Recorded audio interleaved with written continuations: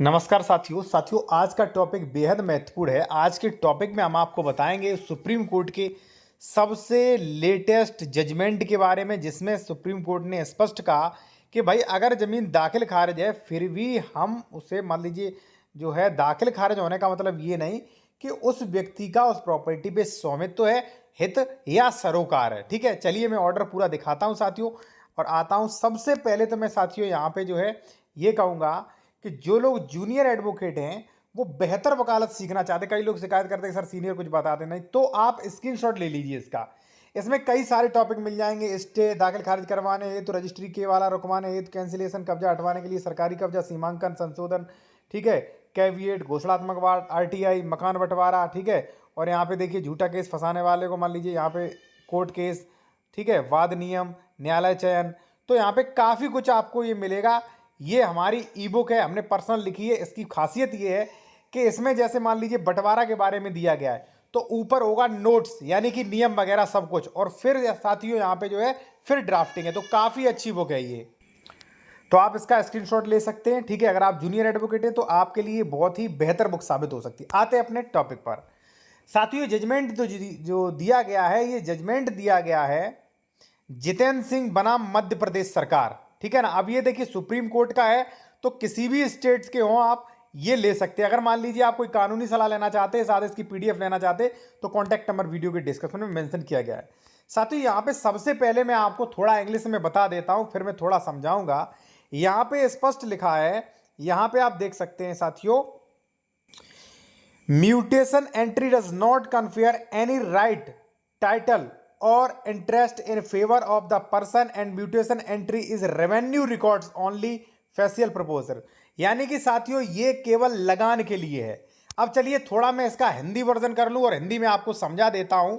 ठीक है, हो सकता है ये आपको समझ में ना आ रहा हो, ना दिखाई दे रहा हो, कोई दिक्कत नहीं साथियों, हम इसको आपको पढ़ के बताए दे रहे हैं। ठीक है, फिर भी अगर मान लीजिए आप इस ऑर्डर का पीडीएफ लेना चाहते हैं साथियों, तो हमारा कॉन्टैक्ट नंबर जो है वो वीडियो की डिस्क्रिप्शन में मिल जाएगा। ठीक है, अगर आप कोई भी कानूनी सलाह लेना चाहते या इसका पीडीएफ लेना चाहते। ठीक है, हमें खेद है ये काफ़ी जो है काफ़ी मतलब छोटा हो गया इसमें। ठीक है, इसमें स्पष्ट लिखा गया है, यह विवाद का विषय नहीं है कि विवाद राजस्व अभिलेखों में नामांतरण की प्रविष्टि के संबंध में है। याचिकाकर्ता ने श्रीमती अनंती बाई द्वारा निष्पादित दिनांक, जो निष्पादित विलेख था वसीयत का, 1998 की कथित वसीयत के आधार पर अपना नामांतरण करने के लिए एक आवेदन प्रस्तुत किया। यहां तक कि याचिकाकर्ता के अनुसार श्रीमती अनंती बाई की मृत्यु 2011 में हो गई थी। रिकॉर्ड में यह उभर कर आता है। ठीक है, नायब तहसीलदार ने समक्ष आवेदन 9/8/2011 अर्थात श्रीमती अनंतीबाई की मृत्यु से पहले किया गया था, यानी कि वसीयत पहले किया गया था।